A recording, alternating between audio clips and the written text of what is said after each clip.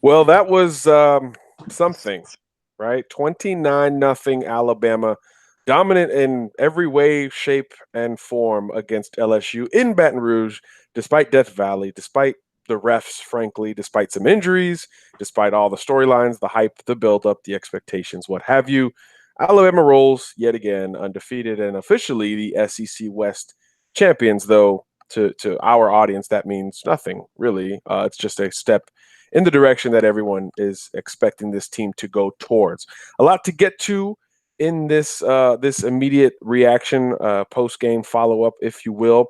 So we got the whole crew here. Producer Kev is alongside. Bama fan Dave is alongside. The whole Crimson and Blue Chips crew is here. Well, we all picked Bama, guys. We all picked Bama to cover that 14.5 point spread. We all thought, Vegas would kind of hike it up a little bit, but they really didn't. I guess Dave, let's start with you, man. Just off the cuff, what are you thinking right now following that win? Good team win. You got to be happy with a 29-point win in Death Valley. Saban after the game was asked if this game, and he saw his team kick ass. So that's what he said on his radio show Thursday night, and he seemed pretty positive after the game. So anytime Nick is positive after the game, you got to look at that as he was happy with what his team did. And the game kind of went how we thought it would go. We thought LSU with Joe Burrows would have trouble scoring, driving on the Bama defense, and I really thought the Bama defense showed up for the first time this year with a lot of fire, a lot of passion. You saw a lot of the Louisiana players, especially on defense, have great games. Dylan Moses, I thought, was tremendous all game. Isaiah Buggs made some plays. Former LSU cornerback Smith had a good game. Just an all-around good game from the offense, good game from the defense. Got out of there with Tua only getting knocked out of the game a couple times. So, a lot of positives from my end. My boy Mac 10 was ready, though. He was ready to sling that rock before that false start. Yeah, they were messing with him when he got in there at the end as well, when he was going to get a block to help Brian Robinson out. You got to go to the trenches, I think, when you look at this game. There's a lot of storylines, like you said, Dave. I think a lot of the Louisiana natives looked like they were really taking it personal all week. Isaiah Buggs was a little amped up. Dylan Moses, we never see him emotional, and he kind of played on the fringe for a lot of this game. So I thought that was a good thing, actually, for Alabama. And the broadcast mentioned how they looked different, and they started acting differently after making big plays. And you could just tell that the entire defense had a chip on its collective shoulder because of the lack of talk on their side leading up to. Of course, we talked about them, and we thought that was a huge advantage over that LSU offense, especially because they just couldn't run the ball. I mean, Tua's one touchdown run was longer than the entirety of LSU's rushing offense, actually more than 3 times as long as the entirety of that LSU rushing offense. So I thought the MVPs of the game were that Alabama front seven, but the whole defense, like you said, the secondary played extremely well. Both corners were tested early and often. Pat Surtain, the freshman, who was an LSU lock, looked the part as he has all season. And then Savion Smith nearly had a pick six early, was tested even after that point, and he passed as well. Any success LSU had passing came over the middle in kind of easy to read situations. So you give Joe Burrow a little bit of credit, but over the course of the game, it was not enough. It wasn't consistent. He never put 2 or 3 good plays together, and that's part of the reason LSU was shut out. I guess we can get over to the offensive side of the ball for Alabama. Again, it's kind of like what we talked about leading up to it, right? A slower start. It's not going to be as smooth for Alabama against this type of defense, but eventually the points would come. The yardage was there all night long. So for those, there's going to be a group of people who say, oh, well, LSU's defense was just on the field too much in this game. Well, they were giving up yards. That's why they were on the field. Yeah. Alabama did whatever it wanted offensively, and it seemed like when it didn't convert, it was more on Bama. Tua missed some throws. His his normal game or his coming back down to earth game was still 340 total yards and 3 total touchdowns, which is just crazy. But it seemed like he missed some throws early on. Bama had a lot of penalties on both sides of the ball, really. So it kind of shot itself in the foot early on. And I wondered if that would become a storyline if LSU could put one good drive together, but that didn't happen until the second half. And Bama turned LSU over both of those times, including with a Mac Wilson interception that you will see about 700 times this week on various social media platforms. Great play. Yeah. That's what he is. That is exactly what he is. But yeah, for me, the offense was fine. Alabama ran however it wanted to run in this game, and defensively stopping the run and making LSU one-dimensional made things just honestly look easy. They didn't have to blitz much. No. The edge pressure was good. Christian Miller looked like a different dude. Anthony Jennings had a good game. Bama didn't have to get crazy and complex on defense. They could kind of play with a base unit and make plays. And everybody had a moment or two in this game. Kev, you there? I know you're a busy man tonight. Where do you want to go with this conversation? I just wanted to say that I thought the offensive line played really well. They were able to run the ball.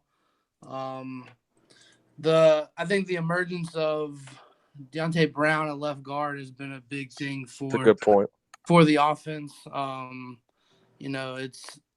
It was brought up in the broadcast that the majority of the game was run left, and if you look at it, I mean, the left side of that line with Jonah and Deontay Brown now stepping in, they've been just dominant in the run game, and they ran the ball pretty much at will tonight, I thought.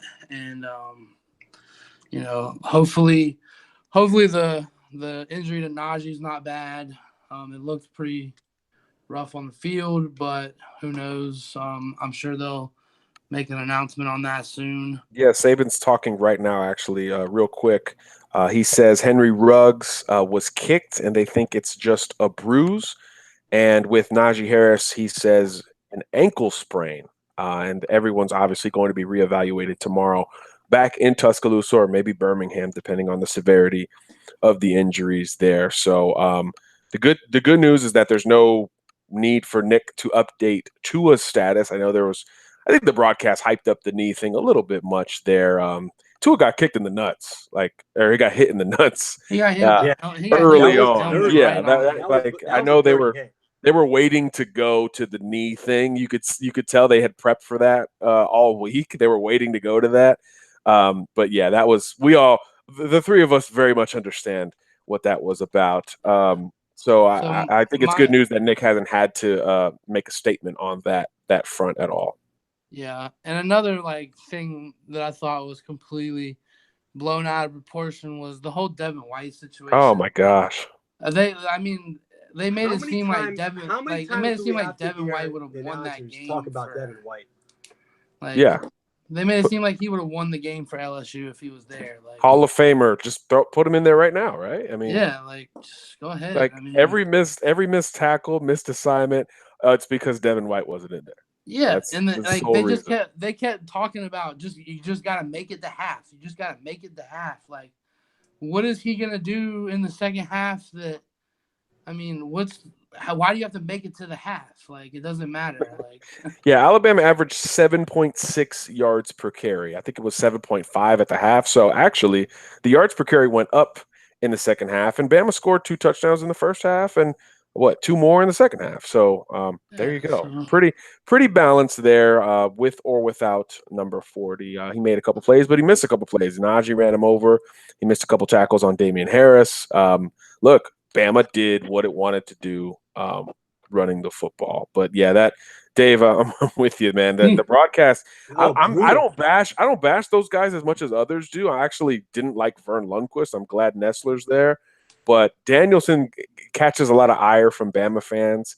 And I usually don't get it and I don't agree. But today I was with y'all because the whole Devin White thing was insane. I mean, it was just like every single missed assignment he was there. That's why we tweeted out that he was a combination of his IQ must be, that of Nick Saban and Belichick and Vince Lombardi and just every great defensive player and or coach combined because of what he would really mean to this LSU team, which, by the way, had 2 weeks to prepare for this game. Yeah. So let's not And, pretend to go further on that knowing point, they weren't going to have Devin White. They Right. had 2 weeks knowing right. that. I mean, and further on that point, I thought Patrick Queen, who stepped in for White, yeah. Is he Devin White? Maybe not, but I thought he looked solid. I mean, I thought he played wasn't getting really run well. over every play. And then Battle went down in the first couple plays, and then Todd Harris, someone that Alabama was recruiting very heavily. Who's better than John Battle, in my opinion? Yeah, and he was great. He had that pick, and that was a nice play on that ball, and he had a bunch of tackles. So, no excuses on the LSU defense for missing Devin White. Yes, it was one half. We know it was their leader, their captain on defense, but let's be real, guys. Bama's going to score on those guys, whether Devin White plays 30 minutes, 20 minutes, or 60 minutes. So, yeah, the announcers definitely blew that one. 100%. I know there's some comments here where people are saying that Najee Harris is done. I'm not seeing that from Nick, at least not yet. I think it's interesting that Nick has already said sprained ankle. Usually, if it's really bad, you don't speculate on that. Now, if it's a high ankle sprain, it's a really bad injury, and that's something that is going to keep him out maybe all the way to Atlanta or possibly beyond. But for Nick to kind of go through with a pseudo diagnosis already, I thought was good news for Alabama. Obviously, we'll see what that looks like going forward. But right now, it doesn't look as bad as it appeared. I know a lot of people thought that the foot was broken as soon as that happened. So just a quick update. Obviously, if we see anything else, we'll update you, and we're going to keep updating you on other things. By the way, Oklahoma, Texas Tech going down right now. Tie game, or excuse me, Oklahoma just took back. I don't know if it was a regulation play or a conversion attempt for Texas Tech, but that game is 42-40 in the fourth quarter. So the Big 12 is still just unable to play defense. So, no, 44-40, yeah, because they took the 2-point conversion back. Texas Tech has been throwing it all over the yard, and they decided to do a reverse pass and have a receiver throw the ball. So naturally, Oklahoma took it back for their own 2 points there because, Big 12 football. So over 1,000 total yards in that game already. Yeah, I mean, it's just you go from watching Bama LSU where one team can do that and the other can't to this, and it's like there's more points scored since we've gone live here for the last 10 minutes than that entire game. So just we're just hanging out. We'll update that as we go because there are playoff implications there, especially with Texas losing. West Virginia and Oklahoma look to be on a collision course in the Big 12. So just something to keep in mind. Did Notre Dame hang on? I know they got they did. Yeah. They did. And then Michigan blows out Penn State. Okay, Kev, your preseason Final Four team looking good. Hey, I was worried about it, but then they might pull it out. Who knows? Yeah, that defense is really good. That defense against Alabama would be a fun matchup. Their defense is more complete than LSU's, in my opinion. And frankly, they're better coached than LSU, in my opinion. What do you think of Orgeron being down 22 points and kicking a field goal with under 11 minutes to go? I probably would have gone for it. Hated it. I mean, is he really trying to catch a moral victory out of here, or? I guess. That's I guess what he was they're trying about. to. He's I guess all- he was trying all to make about sure that he didn't moral get victory. shut out. I don't know. Yeah, I mean, Trying to avoid the shutout that ends up happening anyway. I mean, might have just gone for it. Yeah, that was really weird. All right, so let's delve a little bit deeper. I know Dave, and you're gonna take a closer look at this game, and I know the new website crimsonandbluechips.com will have some new stuff here in the next day or so. What are you working on, and who are kind of the guys that you're thinking you're going to focus on here after really as dominant and one-sided an affair as this rivalry has seen? In terms of like guys who had great games, I would say Jerry Jeudy on the offense. He came to play. Tons of big catches made a lot of plays after the catch, showed off his ability to make a man miss. And then obviously you're going to go with the defensive line. Quinn Williams was just a standout all night long. They couldn't block him. They tried with two guys. They tried holding him. Pretty much every play he got held. That's another conversation right there. I thought the refs were awful. I don't like to complain about the refs. I think that's, because they make calls on both sides. They miss calls for both teams. But I thought from the start, the refs are missing everything. Holding calls in that Greedy Williams had a couple of holes. Alabama's D-line got held all night. So, yeah, I think the refs were another miss in this game along with the announcers. Not like it was an important game or anything. Yeah, right? I mean, like, usually, the calls go both ways, but I felt it was one-sided. I don't know about you. Maybe it's the Bama fan in me, but I thought they missed a ton of calls. No, I mean, early on, LSU caught all the breaks. I don't think there's any other way to spin that from the Delpit potential targeting. Look, we've seen Les get called. Look at Devin White, right? I mean, that whole thing was much more minor than what Delpit did. Now, for the record, I don't think either of them should have been targeting, but that was the first big break of the game, went LSU's way. The drive prior, Alabama's opening drive, that thing was all jacked up in terms of the timing by the refs. There was confusion. There were late calls. There were missed calls. There were no calls.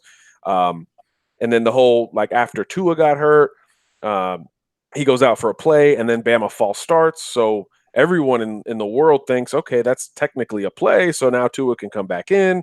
And then he did, and then he snapped the ball. And then the refs blew it dead and said, oh, no, we can't do that. So the management and kind of pace was really interrupted there by the refs early on. So LSU, I thought, caught some big breaks. The PI on Savion Smith on a ball that was 5 yards out of bounds was questionable at best. So I thought LSU got a lot of breaks early. You mentioned the holding, Raekwon Davis's arms, and he's 6'8", so his 6'8" arms are just flailing in the air because he's being held, and there weren't calls there. But still, Alabama able to overcome there. That Bama D-line played great. I mean, Isaiah Buggs has been everyone. I mean, Quinton Williams, look, we talked about him preseason, right? He was going to be the breakout guy, and he has done nothing to slow that momentum down really any week. But Isaiah Buggs has quietly risen to not quite that level, but much more than certainly I expected of him preseason. So that front three for Alabama, when Raekwon Davis is the guy that people are wondering, hey, is he going to do more? That's a good thing for Alabama because that's how good those other two guys have been. And obviously tonight, Quinton Williams just making as much money as he wants at this point. One guy, two guys on him. Again, this is one of those where you don't have to be a savant to break down how he's been so dominant. He's been powerful. He's used his hands well. He's run well, for goodness sakes. I mean, he's chasing Nick Brissett out of bounds. That pursuit to the sideline. Yeah, I mean, he's doing everything. He's doing everything. So yeah, Quinton Williams has done a ton this year, and there's a lot of guys who have really upped their game and upped their stock, and Quinton looks about as comfortable as any player in the country. The one thing the broadcast said that I agree with is how in the world was he second team All-America for that mid-season awards list? Yeah, that was a bit of a joke. Again, LSU rushed for under 20 yards, 12 yards for LSU on the ground, which is just weird. It's weird. I mean, even though that Bama's been able to slow down LSU a ton in the running game over the last 5 years, Fournette never had a big game. Geis never really had a big game against Alabama. 12 yards is a different thing. They averaged 0.5 yards per carry. So 25 carries for 12 yards officially for LSU. So Alabama's defense should be containing the majority of this conversation, in my opinion. But obviously the offense did well. You mentioned Jeudy. How about the Louisiana guys who made plays? Irv Smith with a touchdown, Dave. Who else from those guys? Your boy Shy Carter was pretty good tonight. Yeah, Shy Carter had some nice plays, was in on a lot of tackles as well. On offense, Irv Smith had a big play. I didn't see Devontae Smith had many catches. I think he's still battling that hamstring injury, so I don't know if he's 100%, but he was out there. And then you got to look on the defense. I mean, each level had guys with ties to LSU. Patrick Surtain made a nice play. He was supposedly an LSU lock. And then you had, Sean Carter, like you said, Louisiana boy made a nice play. And then you go in the front seven. Isaiah Buggs had a big game. And same with Dylan Moses. I thought he had his best game all season. Yeah, and again, he was kind of on one. You could tell that he was he was on another level. Let's go to producer Kev. We got a comment. So DJ is asking, who was the best LSU player tonight? Honestly, probably Joe Burrow, even though it wasn't his best performance. That's all you need to know about the game. In case if any Joe of Burrow y'all are on here, that's all you need to know about the game. He was the best player, and they didn't score. Joe Burrow, and then I think Jefferson had a good game for them. I was gonna say Joe Burrow or Jefferson, but I mean, not much. Not much going good. Not much going good for LSU. What do you think of Greedy's performance today? He was okay. Yeah, he was okay. He was a little grabby. He was definitely grabby. But I think that's, you talk about chip on your shoulder. The whole defense had one, but I think the secondary in particular. I mean, Bama's corners outplayed LSU's corners. Now, we would have given Alabama the edge in a lot of categories leading into this game, but that's probably one where we wouldn't have going into it to say that Pat and Sivion would be better off than Greedy and Fulton. And I thought they not only matched them, but actually played a better football game and were challenged more vertically. I mean, Tua, this game could have been worse. Again, this wasn't Tua's best effort by any indication. And there were a couple of back-to-back 9 routes where Greedy was beat. I think Waddle had a step on him once, and I think Ruggs might have been the other one. So, he actually was bailed out by a couple of bad balls from Tua. Now, obviously, there was pressure, and this is what we talked about pregame, that LSU was going to have to manufacture pressure by bringing extra guys, isolating those DBs. But again, leading into the game, all the analysts said, well, LSU can handle it. LSU's DBs can handle that. And Tua throws for 300 yards despite missing some of those throws down the field early in the game. So that, again, they could handle it to some degree, but certainly not all the way through there. Did you agree, Dave? Burrow was the best Tiger? No. Honestly, I didn't see much of a difference between Burrow, what he did tonight, and the look that he gave Alabama's defense, and what we've seen from past LSU quarterbacks. I think Danny Etling was kind of similar. Doesn't scare you with his legs, not going to push the ball down the field, gets scared when he faces any kind of pressure. So, LSU fans early in the season were like really super high on this kid. He did well first game against Miami. Like, we got a quarterback, right? We got a guy who could beat Alabama. And in watching him all season, I thought this is someone that would have trouble moving the football in Alabama. There's nothing about his game where this is an Alabama defense that would fear a quarterback like that. I wouldn't say Joe Burrow had the best game from LSU standpoint. I guess that's why they're pushing so hard for Talia. Yeah, how about the coverage he got? I mean, there have been a million games with top recruits across the country, but I mean, Talia got the Friday night video spot on CBS and the Coach O pregame spot on CBS. You don't see that very often, and I'm pretty sure that the media regulations at all of these stadiums tell you to purposely not film any recruits. In fact, I know in Tuscaloosa, when I first got on this beat in 2011 or 12, we were told if there is even a photo of a recruit in Bryant-Denny, immediate ban. And here at CBS is broadcasting Talia just strolling down the 50-yard line with Coach O pregame, and Coach O is literally trying to hype up the crowd to get the kid some attention. Now, he did go early. Producer Kev did a good job scanning social media because he's a producer. That's what they do. And Talia was in Baton Rouge Friday night. Again, Thompson's high school season is over already. So he was doing the whole recruit thing on Friday. So all day Saturday, he was there as well. Now, that day we don't think was as much of a pure recruiting day. But in essence, LSU kind of got an official visit out of Talia Tagovailoa in that they got 2 evenings with the family and with Talia. And again, we've long said on this program that they're the only school with a chance to change his mind. Now, it's still not the expectation. And honestly, if you're Talia, when we were at his All-American Bowl jersey presentation, he lit up talking about Alabama because of the offense, not even because of his brother, just because of the offense and the weapons and the passing. So if that's what he's looking at, and he goes to a game where the school is shut out, I mean, how you can sell something, but that's a big sell, Dave.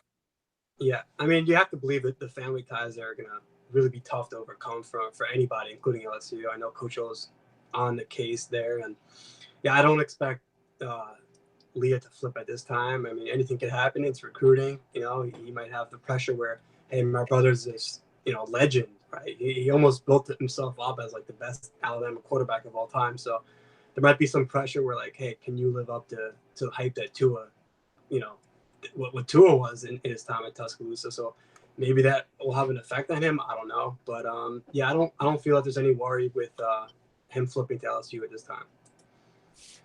Yeah, I think if go ahead. anybody can do it, it would be LSU. And I think they're the only one that has a legitimate chance, just because I think that the family is very tight knit. We've all seen the even the coverage that the family has gotten at Talia's games, at Alabama games, and all of that. And that family, the Hawaiian culture is very tight knit, and I think that if anybody has a chance, it's LSU, just because the LSU culture is kind of the same type deal, and I think that would be the only chance to pull him away from Alabama.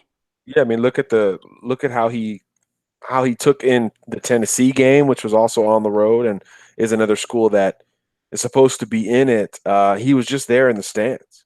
Yeah. He didn't, as far as we know, he didn't spend a lot of extra time, much less an extra day in town, and he was able to do that this weekend at LSU. So I think LSU's still clearly the top threat. The Georgia offer, I think, was kind of a Kirby following Nick kind of move.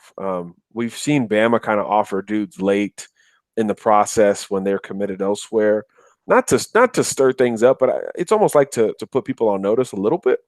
So I think that was a little bit of gamesmanship there by Kirby. But I also think that the talk of the Georgia quarterback conversation and the potential departures there kind of made for a little bit of panic. I don't know if Georgia offered anybody else, but I think it's going to be much too little too late for Talia. But we do know that Talia will see the Georgia Bulldogs in action come December because, of course, that matchup is now set. Alabama, Georgia, absolutely set for the SEC championship game. The earliest I can remember that this game was locked in.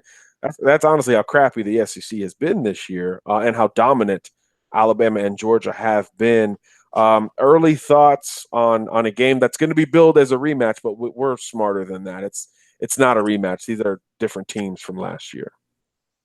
Yeah, agreed. I think it's a totally different game, different offenses from both teams. I think they have more trust in Fromm as a sophomore than they did relying on the run game from last year when they had Sony Michel and Nick Chubb. So yeah, it's a different game, and their defense is different too. Their heart and soul last year was their middle linebacker, Raekwon Smith, and he's not there anymore. So their linebacker play is different this year, not as effective. Yeah, should be another fun rivalry game. Lots of hype on that game. You know it's going to be like that. So should be fun. Yeah, and they got like you said, Fromm's playing a lot better, man. He's in much more control this year. And that offense is picking up at the right time. Now, I think it'll be good in terms of evaluating Georgia against Auburn next week. Defensively, they still have got guys that compare to Alabama, especially in that front seven. So I think that'll be an interesting look. But with everything clinched, I don't know. You don't know how that affects a game like that. Although Georgia, we would think, has the bigger picture in mind in terms of trying to get back to the playoff. Good news for Bama. If it gets through Mississippi State and Auburn and Cupcake Saturday, that SEC championship game may not matter. Right? I mean, is it too early to get into that conversation? Because if they make it Bama's there 11 or 11-0, 12-0 Yeah. going into that game and lose, the way Bama's been winning these recent games, they got to still be in. if they get there undefeated, I think they're just playing for seeding at that point. If they get there undefeated and they win that game, yeah, they go first. If they get there and they lose, then they probably get in at the 4 spot. So, I mean, I think either way, if they get there, they're in. Yeah, so Georgia would need that game much more than Alabama. Y'all see the Clemson Tigers play that JV team from Kentucky? Yeah, that was awful. Scary. He scored 77 points when 77 Trevor points. Lawrence attempts like 12 passes. Yeah, and I think we all took Clemson in the 38, right? We all did. We all that game? took, yeah, we all Without took hesitation. Without hesitation. And y'all laughed at me when I took Nebraska. Suck it on that one. Yeah. Yeah, I mean, what is Ohio State doing? They look lost out there. They're gonna get smashed by Michigan. Maybe. I mean, because it's got to be frustrating. Columbus. I should pop over to those message boards because they got guys everywhere. They've got experience. They've got NFL guys. Yeah, they've lost a few, but that is a frustrating team to follow for sure. Now they did win the game, by the way. The reason Kevin is bragging is because we pick against the spread, and the spread was like 18 points, and Ohio State won by 5? So that's where Kev is bragging there. Again, the picks. I was able to participate. The picks are on crimsonandbluechips.com. Kev, you might have won the week. You or Dave. I know I didn't win the week, but there were some close games, and Kev made some bold predictions, including that one that came true. And near Missouri pick, I know was going against the grain, but I didn't envision Florida being that bad defensively. I think the only one I missed bad on was Kentucky. Yeah, you missed on Kentucky, but you also nailed the game that we didn't pick, and that was the Carolina game. Well, actually, yeah, you had South Carolina. South Carolina over Ole Miss. And FSU, you went with North Carolina State. So how could you not go with North Carolina State in Raleigh against the trash pile that is Florida State right now? I don't know. I feel like with some of these teams, and I probably did the same thing with Florida. Like with Florida State, and Ohio State, I did the kind of, okay, at some point the talent on that roster has to look like it. And they all dropped the ball against the spread tonight or today. Collectively at the same time. So I got those picks wrong. You just assume that at some point that cream is going to rise to the top, but it tells you that there's other things going on, especially at Ohio State, man. That thing's weird. I mean, Florida State did look a lot better with Blackman under center, but I mean, I just felt that they never perform well in Raleigh anyway, so yeah. And yeah, the Ohio State thing, I mean, they're losing to Nebraska at half. They struggled to get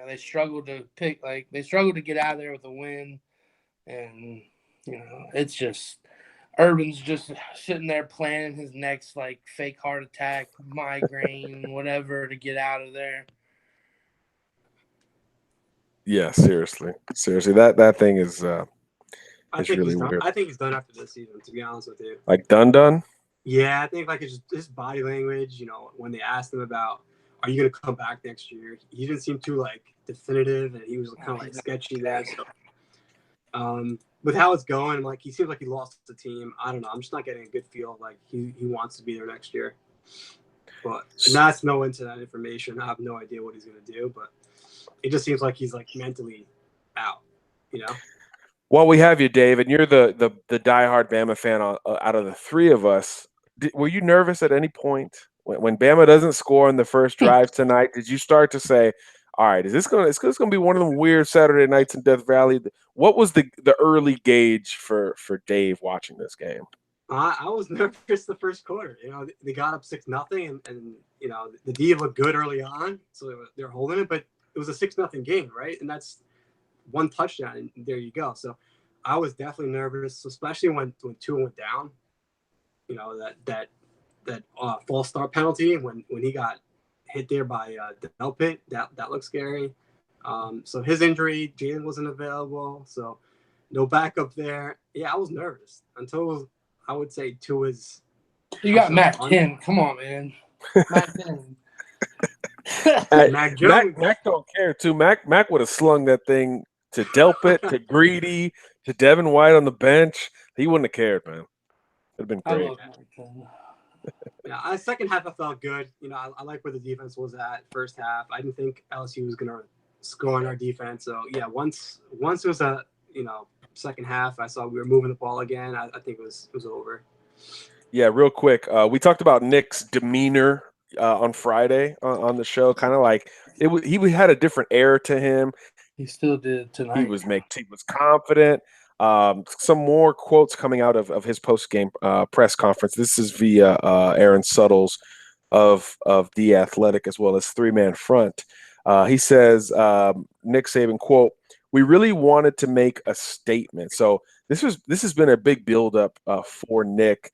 Quote, "I was really pleased with explosive plays we were able to make to shut out this team is a pretty significant accomplishment." So kind of what we talked about with Nick all week was that, one, it looked like he knew that a result like this was not only possible, but maybe probable.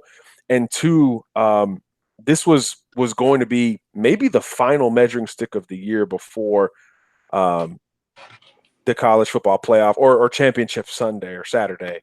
I think there's a little bit of, hey, committee, like, what else could you need to see from us? You got a sense that Nick built this game up with his guys all week long, beyond the obvious, beyond the, hey, this is a top 5 matchup in Baton Rouge, all of that. You got a sense that Nick built it way up, and it's almost like he let Bama be a little unconventional with playing with more emotion, being a little bit more on edge, flirting with personal fouls and more penalties. Nick didn't even bash the kicking game after this game tonight. Nick's not even mad about anything. He could have went to the penalties. He could have went to the injuries. He could have went to the kicking. Could have went to something, and he hasn't yet. I'm like Googling things, waiting for him to be pissed off about something. So this is a different Nick, and I think maybe we could start thinking that he thinks this is maybe his best team at Alabama. I know he will never say it, but the body language, the tea leaves, they're kind of telling, I think, with how he has been in the last 7 to 10 days. Yeah, I think he even looked like it on the sideline tonight. We talked about it the other day, where he felt like he was on a different level, and it looked like it tonight. Like you said, we didn't get that typical the Saban tirade that we usually get on mistakes and stuff like that. So, I think he was, and plus, I think he always feels good when he goes into Death Valley and gets a win. So yeah, I think that's his number one. I feel like that's his number one. I feel like he would rather beat them than anybody else. Yeah, I think he views it that way as well. Obviously, there's a bunch of ties and everything, but I'm going to go ahead and say that that's the game he circles before others. While some Bama fans will circle Tennessee, some will circle Auburn, and they're going to begin to start circling Georgia as well. I think Nick kind of leans that way. Dave, which one do you circle first? For Nick, I think it's definitely. What about for you? Oh, for me? Yeah. Yeah, LSU is always a, a big game. Auburn, depending on the season, right? And sometimes they're having an off year, right? Every other year it seems. So I thought we were gonna get a typical Dave answer and say the national championship. I circled January the whole month. I circled the natty. No, for me, honestly, I've always liked the LSU game. Like growing up, those two teams always just brought it. It's like a different kind of game. It's your big boy pants, right? You're gonna play physical. The crowd's gonna be into it, whether it's in Tuscaloosa, Death Valley. Yeah, for me, it's at LSU. I think Nick has a special significance in this game as well. And yeah, before the game, a lot of LSU fans giving Nick a hard time. Sure he enjoyed that. Fueled him even further. So yeah, I think he takes this game seriously, and he was really confident. As you could tell, his radio show Thursday night, he you could tell his demeanor, how he answered some questions. He didn't sound like it was going to be a big challenge for the game. So right. Yeah, real quick, Oklahoma was able to hold off mighty Texas Tech tonight. So the Big 12 lives to fight yet another day. Just run through some stats here real quick, just for those who may be joining us late. Alabama rolls 29-0 over LSU, which you surely know by now. Tua was 25 of 42 for 295, 2 touchdowns, and yes, he did throw his first pick of the year, but it led to a hilarious late throw by Joe Burrow that was nearly a safety, and Alabama immediately scored thereafter. So it was kind of like a punt, if you will. How about Damian Harris? 19 carries for $107 and a touchdown. He had several very nice runs. I thought one of the good points of the broadcast was pointing out how fresh he was. We've talked about none of these backs averaging more than 10 carries a game. And then tonight, Damian goes for 19 carries, more than 3 times as much as the next guy, which was Najee, 6 for 83, 13.8 a pop before he banged up his foot there and was on crutches there at the end. No huge major injury news with him as far as we know. Everything's going to be reevaluated. Tua had the big run, obviously. Robinson got some garbage time there. Receiving wise, Jerry Jeudy, 100 yards. Dave talked about him as a guy who really stood out. Jerry's like a basketball player in that, like you go to play ball, right, at the rec or at the park, or depending on where you live.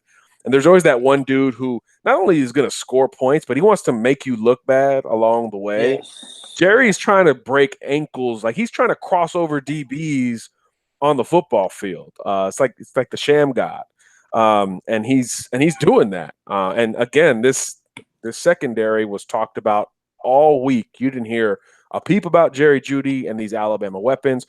All you heard was that LSU can pressure Tua because they can handle those guys. And Jeudy goes for 100 yards. Irv Smith, 64 yards and a touchdown. Henry Ruggs, 55 yards and a touchdown. That could have been like 120 yards and a touchdown, honestly. Jalen Waddle averaged over 10 yards of reception. Jacobs had a few as well. Everybody ate, as has been the case for Alabama all year long. Joseph Bulovas was 1 for 1, by the way, of field goal attempts. So that's a thing. Now, the extra points were a different story, 2 for 4, but he did hit that 23-yard field goal. And then on the LSU side, just a tough day. 184 yards passing for Joe Burrow, completing right at 50% of his passes, of course, through the pick to Mac Wilson that you will see a lot in the coming days. Rushing averaged just 0.5 yards a carry as a team. Justin Jefferson, who Dave mentioned earlier as a guy who kind of flashed for LSU, 6 catches for 81 yards. And Todd Harris was the guy who had the LSU interception of Tua. So just running through some of the numbers there for Alabama LSU again, 29-0. Shut them out, Dave. Damian Harris, man, a guy we haven't talked about. Everyone has pointed to his leadership, but the dude can still run the football, and I thought his vision, his burst, balance, all on display tonight. Yeah, I thought he had his best game. He was definitely used the most, right? I think he had 19 carries. I don't know how many carries he had coming in, but didn't feel like any game he had more than like maybe 7 or 8 carries. So they definitely relied on him, his veteran presence back there, and he ran hard. He had some openings. He definitely made some people miss. I think he had some plays on Devin White, the great linebacker from LSU. Brian Urlacher fused with Lawrence Taylor, fused with Ray Lewis, fused with Dick Butkus, and a little bit of Mike Singletary sprinkled in. It's unbelievable. I mean, he's a good linebacker, but like, guys, let's relax a little bit. Yeah, I thought Damian Harris had his best game. Najee had some good runs before he got hurt.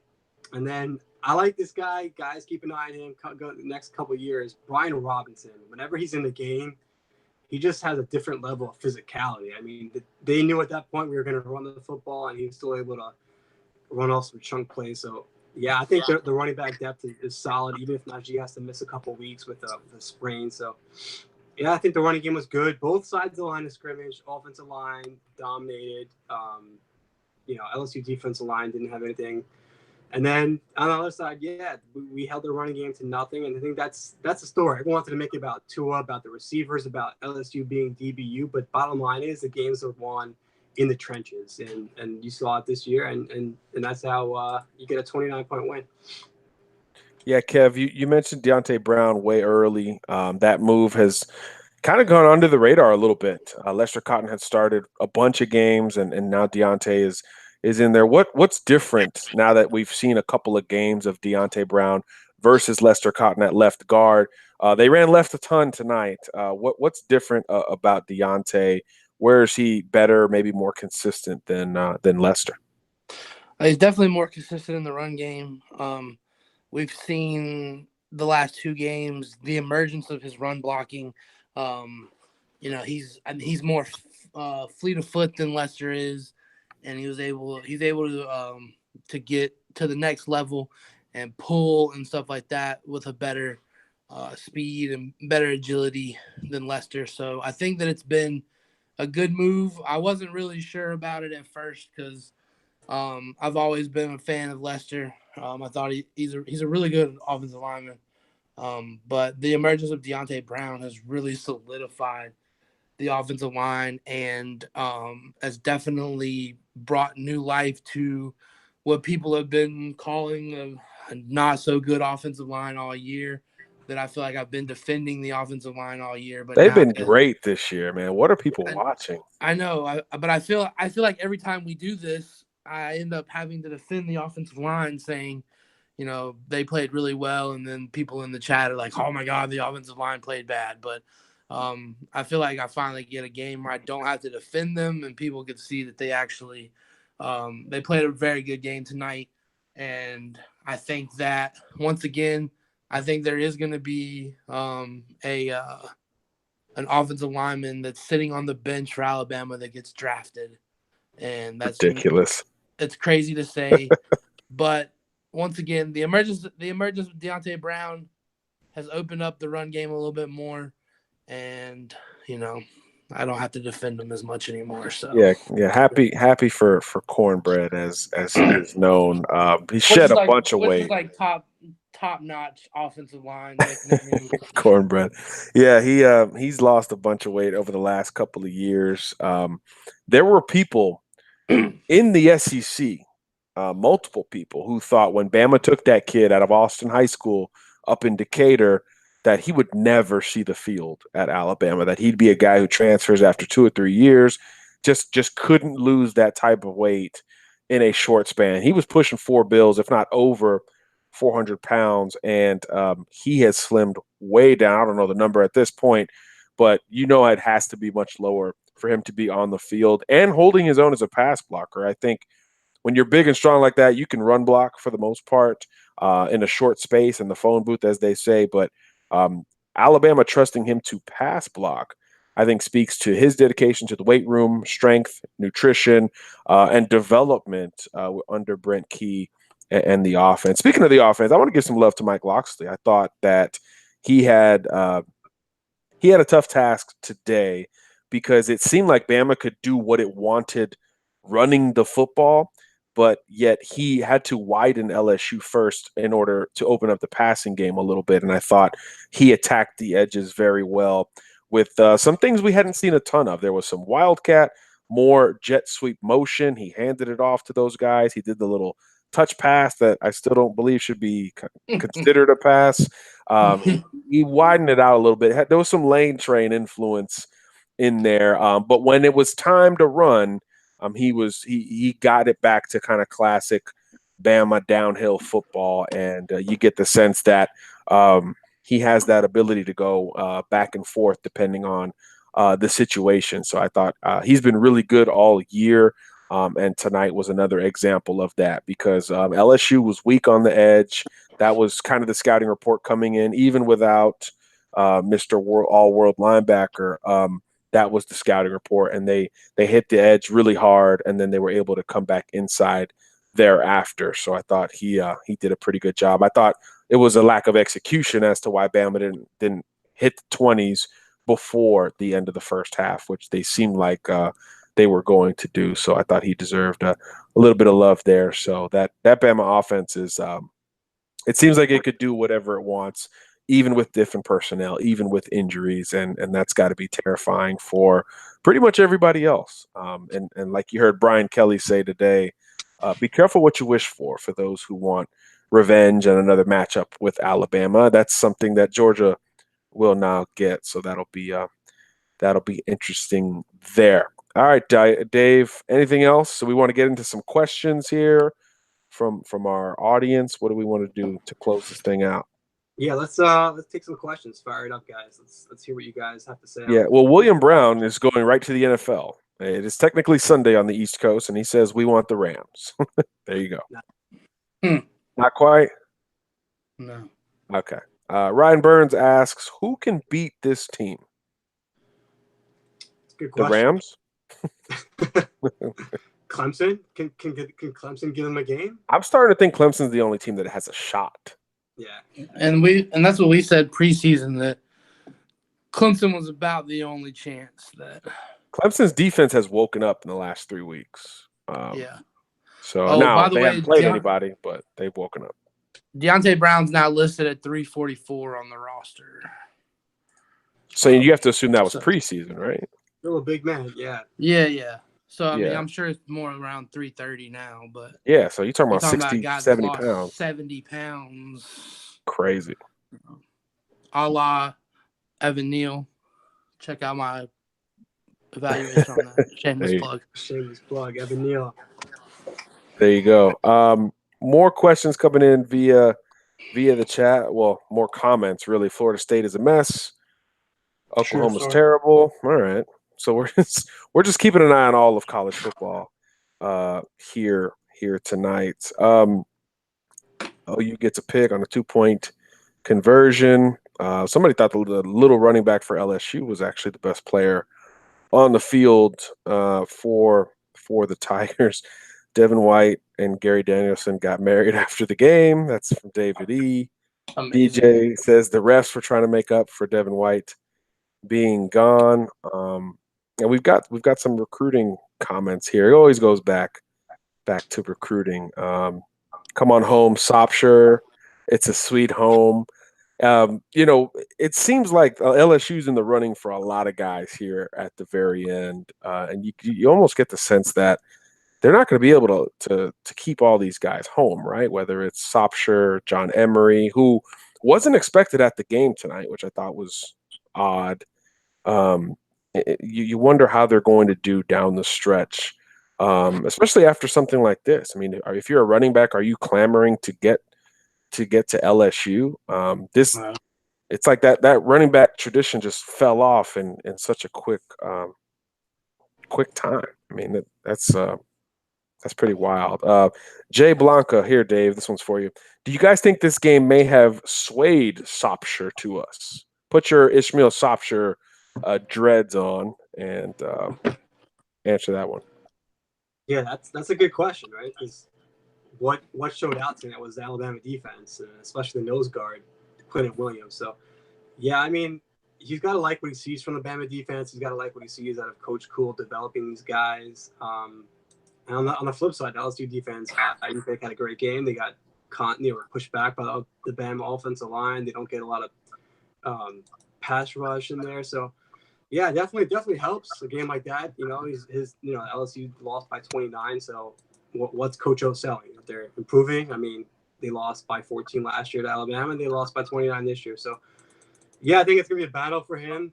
He's got a lot of pressure to stay in state, so we'll see what happens with him. But he's definitely someone that Alabama wants to add to the class. And if they don't add him to the class, if you look at their other defensive line commits right now that they have, it's gonna go down as one of the best D-line classes under Nick Saban, and it's possibly in the history of college football recruiting. If you look at the defensive line commits, I think all 5 that they have now are just absolute monsters.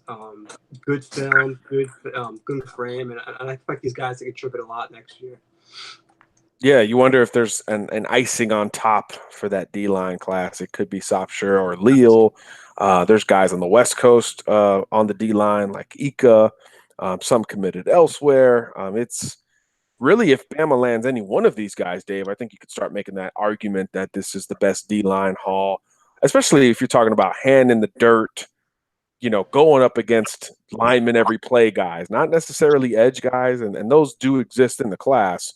But you talk about 5 techs, 3 techs, 1 tech, 0 techs. This is already the best group in the country. And it seems like it would be an upset if they didn't add to it with at least one more blue chip and possibly a 5-star. How high is Sopsher on your wish list, Dave, as a Bama fan? What does that list begin with? Nakobe Dean? What's kind of the pecking order there? Top few recruits, if you had a fantasy draft that would be on your board. Yeah, I mean, he's up there, especially because a lot what happens in recruiting is perception, and he's obviously a big recruit for Coach O and LSU right in their backyard. So just getting him, just in terms of like perception, is a huge win. So he's up there for that reason alone. For me, I want to hit inside linebacker. So Nakobe Dean, Henry Toto, I don't even know how to pronounce his name, but Henry T from California. Henry T. Henry T. Henry T. It's all good. So he's up there, and if they could get another wide receiver in the class, whether that be a George Pickens or someone else that's out there to play wide receiver, because they only have 1 committed now. You got to believe that some of these sophomore studs are going to be headed to the draft after next season, and so you definitely want to get some more wide receivers in the pipeline. And so I would say Sop is top 5 for me right now. Yeah, I think most Bama fans would agree with you. In the comments, we got somebody making their case for Kayvon Thibodeau, edge rusher extraordinaire. Yeah, I mean, if could you imagine landing one of these interior guys and one of these edge guys on top of that?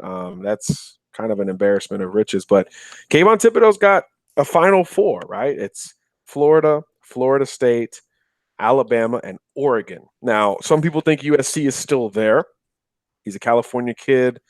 Early on, I'm talking a year or 2 ago, the 2 schools that everybody mentioned with Thibodeau were LSU, because he had family in Louisiana, and the Thibodeau spelled like that, and USC. Those were kind of the default schools very, very early on. Obviously, a lot has changed. LSU hasn't been in the picture in forever, it feels like, and Florida, Florida State, Alabama, and others have jumped in there. I believe, what was he at Oregon this weekend? I believe he was at Oregon last weekend, I believe. Okay, Oregon last weekend. So for his official. Oh, I think he was at Florida tonight. So let me see real quick. This should be one of his last official visits. If he took the Oregon one, he's already taken the Bama one in September. Not sure if Florida was this weekend, but Florida's coming up here at some point. So we'll see if the Gators can make up ground. But the perceived leader is Florida State and Oregon with a sprinkle of Bama. So that's been an interesting recruitment to follow. But he's committing December 15th. So we're a month and 11 days away from knowing where Kayvon Thibodeau ends up. And not long after that, I would imagine Nolan Smith would end his recruitment, either sticking with Georgia or flipping to Alabama. He is an Iron Bowl visitor, so 20 days from today, he, Trey Sanders, Evan Neal, and the rest of the college football recruiting world seemingly will be in Tuscaloosa. You get a chance to watch that game on TV last night, Dave? IMG. Now, record it. We're gonna try to watch it. All right. Well, then I'm going to Kev. Kev. IMG rolled Hoover, by the way. 48 to Absolutely. 6. It was bad. Yeah, it was bad. It was. I mean, IMG just they're in a different world when it comes to high school football. It's pretty much not fair. And it was their last game because they don't have playoffs. So you saw them kind of like we talked about with Bama being emotionally charged. They were up, as they say. They got up for that game last night. They definitely were. They were up. They were flying around. They had guys making plays all over the place. Nolan Smith was that poor Hoover tackle. I mean, Nolan Smith was giving him the business. I mean, he's got a jump cut move as an edge rusher. Yeah, Have you seen that? Yeah, I know you've said it for a long time. It's ridiculous. I know you've said it for a long, long time, but I think Nolan Smith is the best player in the country. I think he's better than Thibodeau. And he looked the part last night. I mean, he was all over the field. He was he had a spin, his spin move was, I mean, I've never seen a high school offensive or a high school defensive lineman that was able to fluidly spin like that. I mean, he didn't even it didn't even break stride. He was full speed running at the tackle, spun, chased the quarterback out of the pocket, chased Robbie Ashford out of the pocket, good dual threat quarterback, and chased him out of bounds. I mean, easy on that play. Easy money. Yeah. And then obviously the big Bama targets, Trey Sanders, Evan Neal. Like I said before, I did an eval for Evan Neal. Evan Neal's, I mean, he's real deal. Real deal Neal. Real deal Neal. Oh, man. No one would get that joke if I said it, but only me and you would. But, oh, real deal Neil Young. But, so, yeah, Evan Neal, he's lost the weight. He looks good. Pass blocking, run blocking. He's a mauler in the run game. I mean, he probably had 4 or 5 knockdown blocks on linebackers alone last night, climbing to the second level. Yeah, that includes some P5 guys too. So. Yeah, so it's not like we're talking about he's out there playing against some scrubs, but he had about 4 or 5 knockdown blocks on good linebackers, good defensive linemen as well. And then, Trey Sanders, pretty much still par for the course. I think he's one of the top running backs in the country. I don't know if he's the top running back in my opinion, but he's definitely one of the top running backs in the country. And then Noah Cain. I mean, Noah Cain has elite top-end speed and does it pretty effortly. Yeah, he's got he's like one of these big men that has the good feet. Like you don't see those. Yeah. You don't see those guys a lot. It reminds me a little bit of Alfred Morris. I was watching him last week. Kind of a bigger guy, good feet behind his pads, all of those things. So, yeah. IMG's got good players. Breaking news. Yeah. Breaking news. Ryan Burns chiming in back to the Bama game.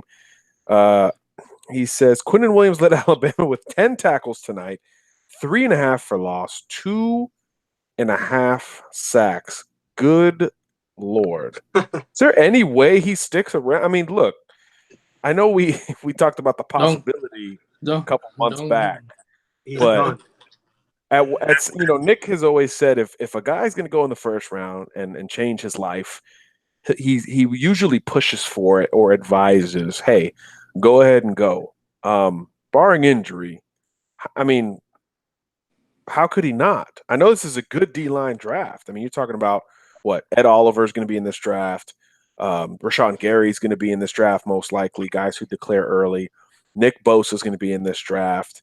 But, I mean, at this point, is Quinnen Williams in that conversation with those guys? And if you're even in that conversation, in terms of an NFL projection, not in terms of production this year, how could you not go? I don't know. I think he's up. I think he's up there, and I think he might be done, honestly. So I think he might be done. He's been amazing all year. I honestly think Rashawn Gary goes back for a senior year. But the other ones, Ed Oliver could have not played a down of football this year and still been a top 5 pick. Man could have sat out. Yeah, he could have pulled the sit out. And then he could have still been a top 5 pick. He could have pulled a Bosa, not coming back from an injury and still been a top 5 pick. So, but yes, Quinnen is definitely in that group. I do think I'll go 95% gone. So there's still hope for There's you still guys. I know the chat's So you're blowing up saying right now. there's People a are like, chance. no, don't say it. Let's stop talking about him altogether. That's what people are hoping for. Yeah, that train has left the station, ladies and gentlemen, a long time ago. The thing to take away from that is so you're saying there's a chance. Yeah, when anybody there's not even a discussion, and we hinted at this preseason, there is not even a discussion for who is the best player on the Alabama defense. Think about that. Think about that with the early season Deontay Thompson was having. Think about that with the pedigree of guys like Mac Wilson and Dylan Moses and coming off of the year Raekwon Davis had in 2017. Think about the fact that there is not a question from anybody on who the best player on that defense is. It's 92. So 92. Yeah. Good luck. Day. Good luck for those wanting to hold on him. I don't blame you, but realism is a part of this conversation as well. Guest Tech Sports is asking, what would you attribute Tua's career low 59.5% completion percentage tonight versus LSU? Secondary keeping his reads covered, or is his knee bothering him? I asked because his knee didn't seem to be bothering him for quite a while until he ran into the end zone. Probably a combination of things. First of all, obviously LSU's got a good defense. The secondary did play a lot of man, which meant that LSU was going to manufacture a lot of pressure. So I thought Tua was a little bit rushed. He was able to get off of his spot, but some of those throws came early out of necessity, and some of those throws began to come early out of almost a habit, an expectation that there was going to be some pressure. Kind of a not a rookie move, but an underclassman move. And that's something that I thought affected him to some degree. But again, the completion percentage was not high, yes, for Tua, still higher than Joe Burrow. But he's, again, still puts in a 330-yard total yard game with 3 touchdowns, and it's crazy what the low bar is for Tua. This is statistically his worst game of the year, and the dude had a normal Heisman type of game in terms of the numbers, other than completion percentage. So I thought he left a few throws out there. I think he'll tell you that if you talk to him, but I don't think the knee was a huge issue today. I really don't. I think it was more a credit to LSU secondary is good. They broke up a couple of 50-50 balls, but more so I thought the pressure that Dave Aranda was trying to manufacture. But eventually Tua expected it, and he was rushing it because of that early, but he adjusted as well and got the ball out much quicker late, where you saw some chunk plays. And again, at the end there, Bama sat on the ball. They didn't have to throw it as much. So he actually, in my opinion, could have had a bigger night throwing the football there as well. And he, I think a comment just come in. DPass at 869 says Tua needs to check down a little bit more. Every throw doesn't have to be a TD. Look, Tua's greedy. He eats greedy. He's a gunslinger. When you call someone a gunslinger, it's not just that they trust their arm. I know that's kind of the initial thought. A gunslinger means you trust your arm in that every throw is an open throw. Look at even the touchdown to Irv Smith, double coverage. It had to be in the right spot, and it was. But earlier, there were a couple of forced throws to Judy where there was bracket coverage. There were forced throws down the field to Ruggs and Waddle where there was tight coverage. So gunslinger means you're going for gold. You're going for broke more times than not. This is not typically an efficient categorization that goes along with that gunslinger thing. You think of like a Matt Stafford Brett Favre back in the day. These guys were pushing the football down the field and not worried about completion percentage. So I think that's part of it as well, and that'll come with a little bit more maturation. But Tua's trying to get 6 every time if he has anything to say about it. Yeah, and Fred Johnson said, heard on the broadcast, Tua chooses who to throw to pre-snap. Do you agree? No. I remember versus Louisville, Herb Street praising Tua for getting to the third and Yeah. fourth progression. I think that's probably one of the dumbest things that was said all night. And that's saying something tonight. Yeah, Tua does not pick who he's throwing to pre-snap. That is not at all what happens. Like this isn't Little League. I mean, or high school. He goes he knows exactly. He knows who's running what route, and he knows exactly who it is. But no, he's not choosing who he's throwing to. He's reading the defense, getting to that third and fourth progression, and he wasn't able to get through as many as he had been. He might have only been getting to 2 and 3 tonight, and that's why I think a lot of times you saw hurried throws or, throws that didn't quite look like the first couple of games from Tua, just because LSU, I thought, they played a lot of man, so he was trying to get through those progressions, and he wasn't. And so I think that was some of the issues. But no, he doesn't pick pre-snap. No, I mean, and he did check the ball down a little bit. It's not like we're saying he does this 100% of the time. Look, Josh Jacobs had 2 catches. Damian Harris had 3 catches. Irv Smith had 4. Waddle had 4. Those are underneath guys. Those are guys who typically are making plays underneath the defense. Some of them are designed, and obviously those touch passes, things like that, are designed, and that's the primary read. That's where it's going. But most of the time, it's not that way. Now, when you get into Jerry Jeudy and Henry Ruggs and guys who could push the ball down the field a little bit, sure, those are not check downs. But 6 different receivers caught a pass. I mean, those 25 completions weren't, all primary reads. There's no way. There's no way. And Tua came off the reads a couple of times. He does it. And coming off the read, I think we put that in a box and we think it's supposed to look a certain way, right? Like getting through your progressions means you're looking this way, and then you're looking this way to get to that third progression. You can get through your progression on the move. You can get through your third progression without looking anybody off. A quarterback's eyes don't always identify the progression, right? Yeah.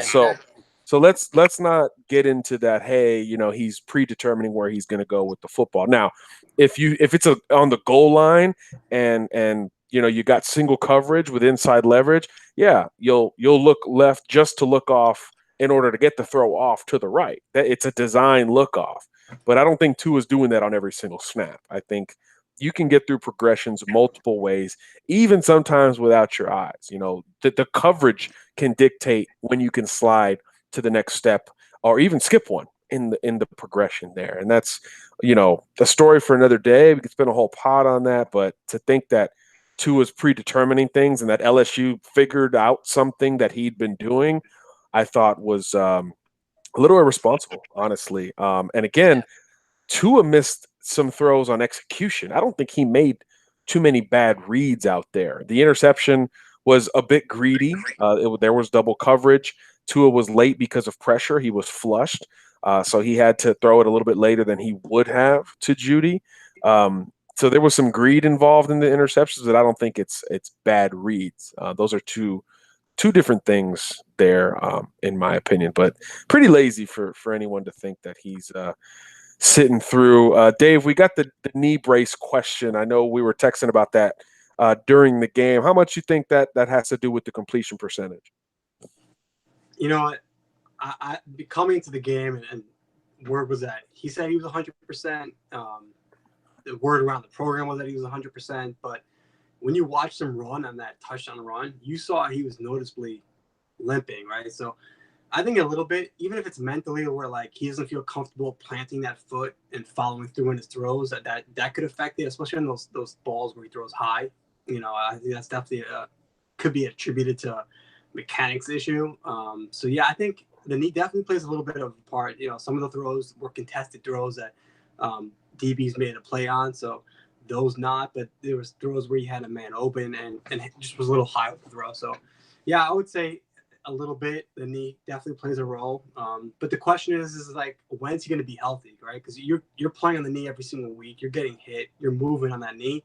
Right. It's not something that's going to be like, hey, snap your fingers. It's going to be healthy. He needs to rest on the knee, I think, to really be healthy. So we'll see how he goes with the completion percentage going forward and how he does with the knee.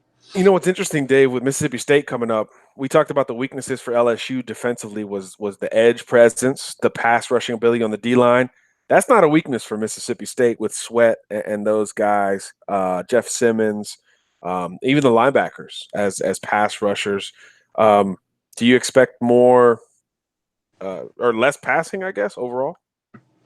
Good question. Their front seven, Mississippi State's front seven is nasty. I think they could be the best front seven we faced all season. So it'll be interesting to see how the O-line does, both in the run game and the pass game. And yeah, they're gonna be looking to take shots at Tua. They're gonna be looking to hit him early.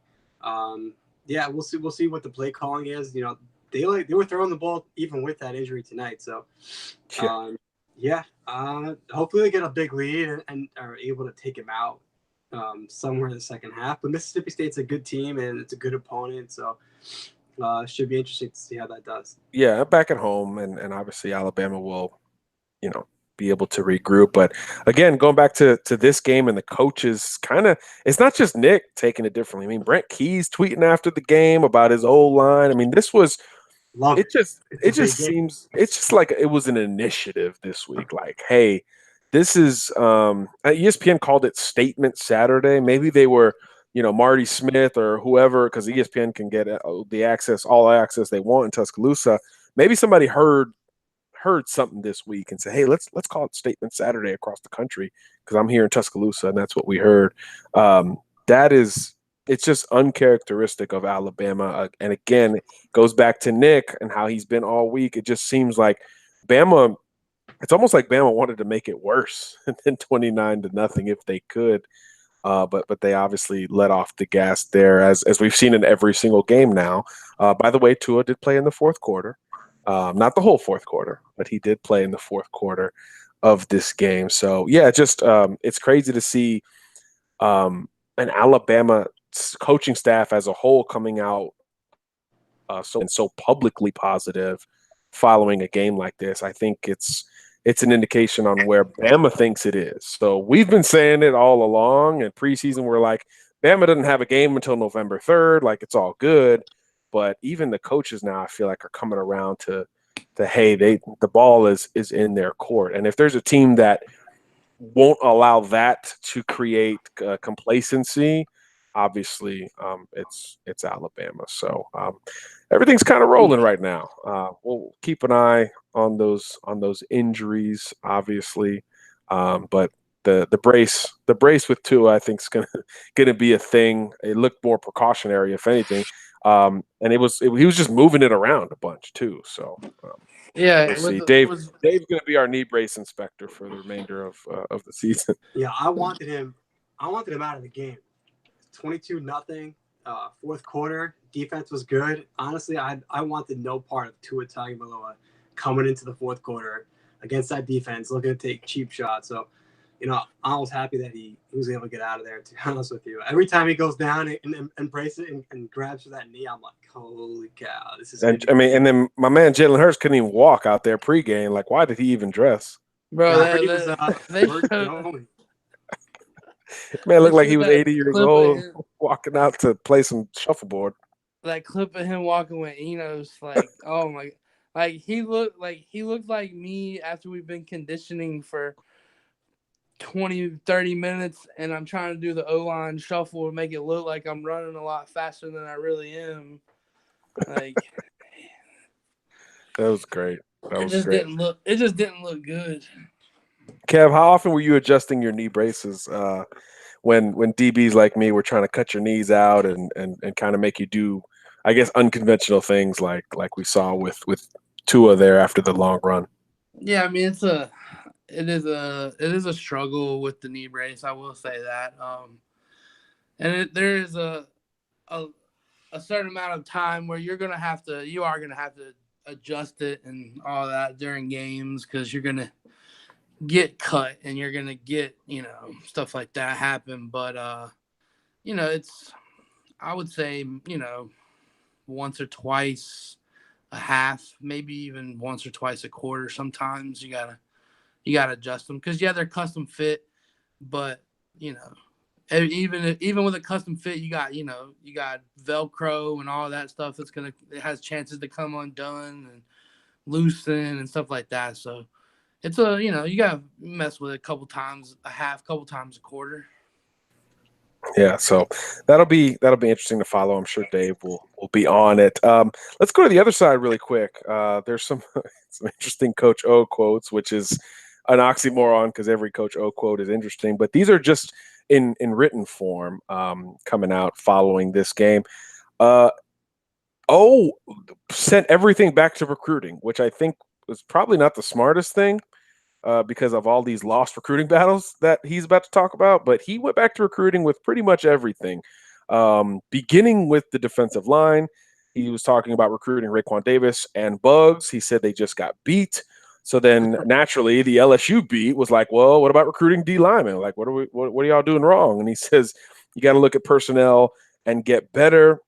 We need bigger and faster linemen to block these guys, bigger and quicker D linemen to get where they're at. He was asked about Irv Smith, who's another Louisiana guy. And I don't know why you go public with this, but O says it hurt because we turned him down. So apparently at some point, according to Ed Ordron, Irv Smith wanted to be a Tiger, and Coach O said, no, sir. And he rolled with the tide and is now, I don't know, more productive than O.J. Howard. It's I talk about a breakout season. I mean, I did not see this coming with Irv Smith, and he was crunk to do it against LSU, and man, everybody was with ties to that state. Again, it goes back to recruiting. So I'm just everybody knows about those battles. Dave wrote a story on it, for goodness sakes. Everybody knows about those big losses LSU has taken in recruiting. So why in the world would Coach O go to that? I don't know.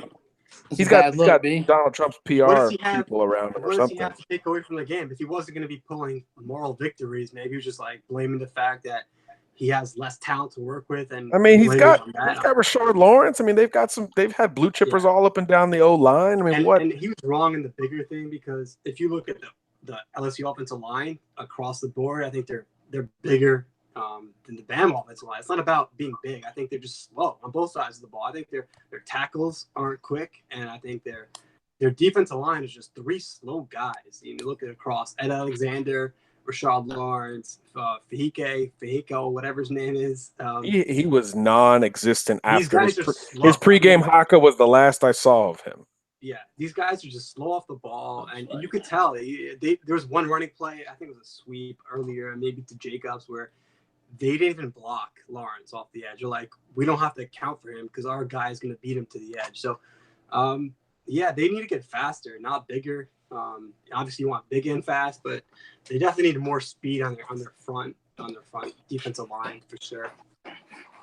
I'm almost waiting for O to say, well, Les Miles dropped the ball recruiting some of these guys. I mean, that's just crazy. I've never seen a coach go right to recruiting after a game like that, especially when he's a tenured coach. He's not, he's not in the Scott Frost, Willie Taggart, Dan Mullen situation where you're using other guys' players in year one. I mean, this is a couple years in now, so I don't know. That's just kind of weird to me.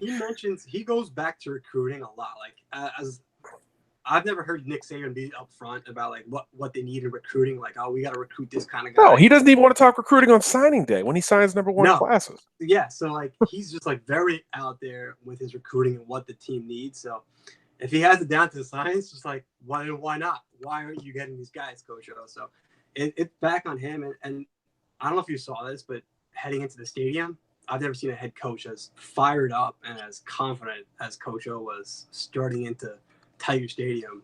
Fist pumping, going down low. I don't know what kind of dance moves he was going through, but he looked confident. I was like, dude, come on. Like, your team is about to get blown out. your team's about to get blown out, and the guy's just like out there doing his dances like he's owned the plays. I mean, come on, dude. He probably did a private haka for Talia and his family. I don't know. Yeah. Speaking of recruiting misses, Devontae Smith tweets, "Great time for Louisiana. Bama won, and the Saints are getting the dub tomorrow." So, Love it. yeah. Devontae Smith, of course, from Amite, Louisiana, same city and school as the aforementioned Ishmael Sopsher, for those curious about more connections there, as Alabama will look to continue to raid Louisiana, and I don't think it could have been a much better outcome for that, because the visitor list in Baton Rouge, in Death Valley, was a strong one, including Alabama commitments beyond Talia.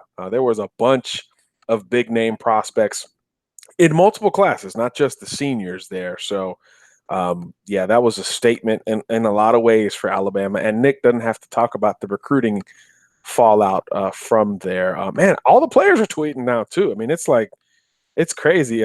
Christian Miller just quote tweeted LSU football, talking about how electric it was in Death Valley.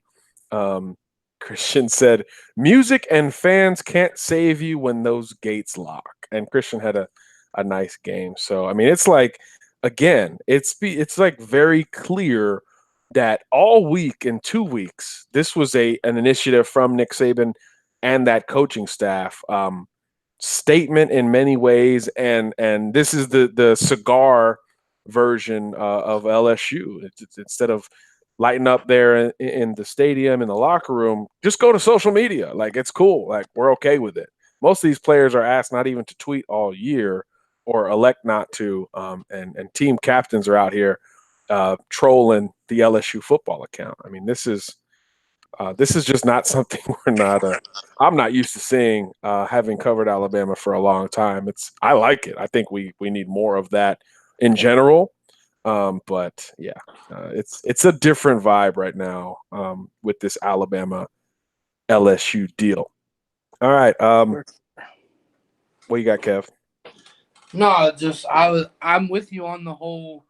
It's weird to see these kids tweeting, because a lot of times Saban makes them cut their social media accounts off during the season, and we all know the Mac Wilson going silent thing before the season, and I'm sure we'll see plenty of Mac Wilson social media posts about the interception and all that good stuff. So It was a really nice play. it was a good play, and like you said, that was his flash play, and there wasn't, But yeah, I got 3 texts as soon as he made that. 4 texts as soon as he got that interception. By the way, 4 texts. Really? Nice. Yeah, Lynn. In case you're wondering what Mr. Wilson has tweeted since the game, just 2 tweets. One, "Keep your head up, bro," to Devin White. Not sure why he did that.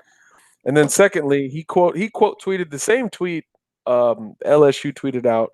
That Miller jumped in on. He quote tweeted it as well with the shouting emoji, all talk, #home invasion. So, yeah, I mean, again, clearly an initiative of some sorts by Alabama, and it just feels different. I mean, Gary Danielson said it on the broadcast. They're playing arrogant, and first of all, I love that. I wish every team would play arrogant, even if they're 0-12. Absolutely. And they're doing it on the field, and they're doing it on social media. I mean, it's a beautiful thing. I need the coaches to play arrogant too. That'd be fun. But everything's pretty turned up right now in Tuscaloosa. So there we are. All right. I think that's probably enough. It is officially the next day. 1 a.m. in Central Time, 1 a.m. on the East Coast, where Kev and I are. So we'll wrap it up right there. We can't thank you guys enough for stopping by. We had a lot of people in here fluctuating at different points. So thank you so much for doing so. If you like this content, this is just off the cuff. Like, we actually plan some things sometimes. My boys who are on here with me, Dave and Kev, have a site they're working on, crimsonandbluechips.com. We come at you a couple times a week as well, in podcast form here on YouTube and iTunes. So please subscribe there. Please subscribe here on YouTube since you're already here. We appreciate it. We do a lot of Q&A, live stuff. So come hang out whenever you want, and we'll talk about what you want to talk about. So for producer Kev, for Bama fan Dave, I'm John Garcia Jr. Thanks for stopping by once again. Enjoy the rest of the weekend, and we'll see you soon. God bless. Garcia and the CABC crew out.